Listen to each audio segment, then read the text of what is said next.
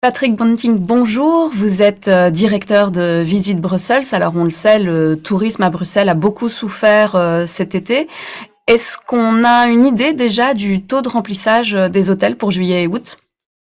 Alors, au niveau remplissage des hôtels, oui, la situation reste très compliquée parce qu'on tourne aux alentours de 25% par rapport au mois de juillet, aux alentours de 30% au niveau du mois d'août. Donc, c'est légèrement en progression, de l'ordre de 20% par rapport à l'année passée. Mais comme on part de pas grand-chose, 20% de pas grand-chose, ça reste quand même pas grand-chose. Donc, ça reste une situation très compliquée au niveau de la fréquentation des hébergements touristiques dans leur globalité. Est-ce qu'on a quand même l'impression qu'il y a d'autres touristes qui sont arrivés? Les attractions touristiques ont fonctionné ou pas du tout? Alors, au niveau des attractions touristiques, c'est moins catastrophique, où on voit quand même une fréquentation, alors aussi dopée par le public belge et le pays limitrophe, donc aussi parfois du tourisme journalier, pas uniquement du tourisme de séjour. Là, on voit une amélioration, mais ça reste encore très très loin de ce qu'on a connu en 2019. Donc, une situation qui reste compliquée. C'est la même chose, on le voit au niveau de la fréquentation des restaurants, en fonction des quartiers, des restaurants qui s'en sortent bien, par contre des quartiers très touristiques où là c'est beaucoup plus compliqué. Donc, on ne peut pas dire que Bruxelles est vide. Bruxelles vit, revit progressivement, mais on voit clairement un manque de clientèle internationale à Bruxelles pour le moment. La clientèle européenne a commencé un peu à revenir, mais pas du tout celle hors Union européenne.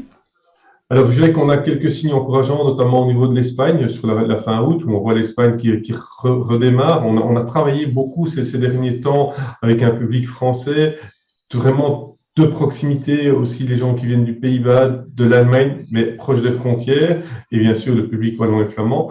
Maintenant, on a des signes au niveau de l'Espagne qui recommencent à progresser, donc quelques signes d'encouragement qui pourraient signifier un redémarrage très progressif, mais il faut être clair, ça risque d'être encore long.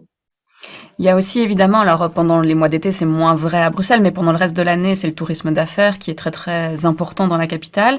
Euh, Aujourd'hui, on n'a pas l'impression que ce tourisme d'affaires va repartir, en tout cas ne va pas repartir dès le mois de septembre comme espéré au départ.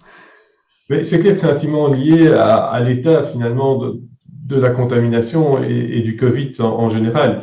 À partir du moment où on revient dans des zones vertes où on peut voyager de manière beaucoup plus libre, le tourisme d'affaires reprendra. On l'a vu ces derniers temps, le gouvernement a décidé de prolonger encore les obligations de télétravail en région bruxelloise. Donc ça veut dire qu'avec télétravail, c'est moins de réunions. Donc moins de réunions, effectivement, les gens ne se déplacent pas. Donc ici, il faut envisager un redémarrage de réunions à partir du mois d'octobre, on l'espère, mais ça risque d'être encore très progressif. Il faut que les gens reprennent l'habitude de revenir travailler au bureau, réorganiser des réunions. Alors c'est vrai qu'on le voit pour 2022, la situation est plutôt encourageante, quand on voit le portefeuille, que ce soit dans les centres de congrès ou dans les hôtels au niveau du nombre de réservations. Beaucoup de ces réunions, c'est vrai, ce sont des réunions qui ont été reportées des années précédentes qui n'ont pas eu lieu. Donc maintenant, si on est dans une situation sanitaire qui se stabilise dans les mois à venir grâce à un taux de vaccination élevé, on peut réellement espérer un début de reprise au niveau de l'année 2022. Quelle est la stratégie que Visite Brussels met en place pour faire revenir les gens? Alors, bien sûr, on a mis en place toute une série d'actions de promotion, parce qu'il y a une chose aussi, il y a le tourisme à court terme, mais il y a aussi le tourisme à moyen et long terme. Euh, Si on veut être pris dans les brochures des tours opérateurs, des organisateurs de congrès, il y a un travail permanent qui doit être fait auprès de ces intermédiaires de manière à garantir la présence de Bruxelles dans ces médias.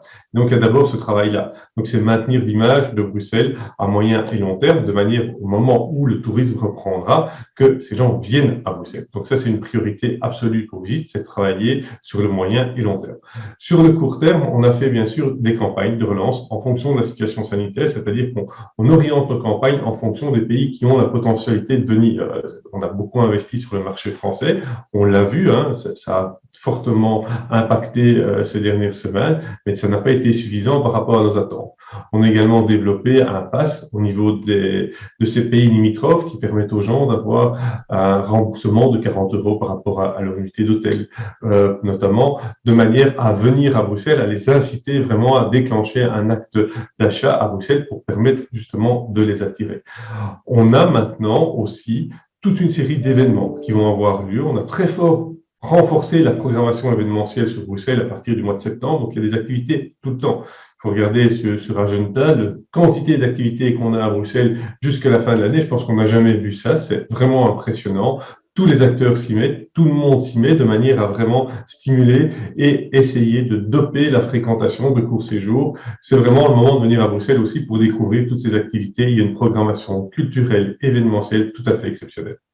Vous parliez de l'image de Bruxelles. Quand Bruxelles est mise en zone rouge foncé sur la carte de l'Europe par rapport au Covid, je suppose que pour vous, c'est quelque chose de dramatique. C'est clair qu'on est en rouge, ça reste compliqué. Bon, toute la France est en rouge, l'Allemagne est en rouge. Donc, moi, le plus important, c'est pas tellement la couleur du pays, c'est surtout toutes les mesures qui sont prises au niveau du travail. À partir du moment où tout le monde va pouvoir venir retravailler normalement, c'est ça aussi qui va redémarrer, je pense, le tourisme d'affaires. Une fois que la Commission européenne aura permis à tous ces travailleurs de venir travailler normalement, tout ça va permettre de redémarrer le tourisme d'affaires. Sans ça, ça va être très compliqué. Donc, il faut espérer réellement qu'à partir du 1er octobre, on revienne à une situation de travail normale. Si c'est après le 1er octobre et si, par exemple, imaginons, on n'a pas non plus plaisir d'hiver cette année, vous pensez que ça va être catastrophique économiquement? Je pense la situation est déjà catastrophique. Le gouvernement a mis en place toute une série d'aides, de primes. Je pense qu'il faut les poursuivre à tout prix. On parle notamment le chômage économique. C'est clair qu'il y a encore beaucoup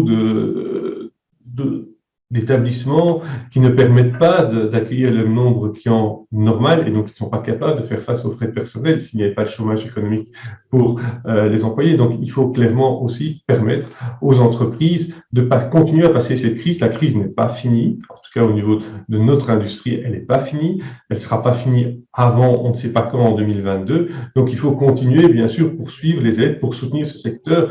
Parce que je dis que le plus dangereux demain, ce serait une disparition de l'offre pour Bruxelles.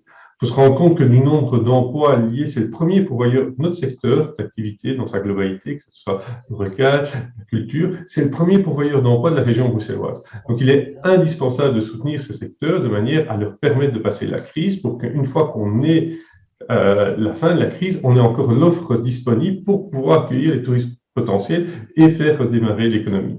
Donc, il faut encore continuer à faire le gros dos pendant quelques mois de manière par la suite à redémarrer.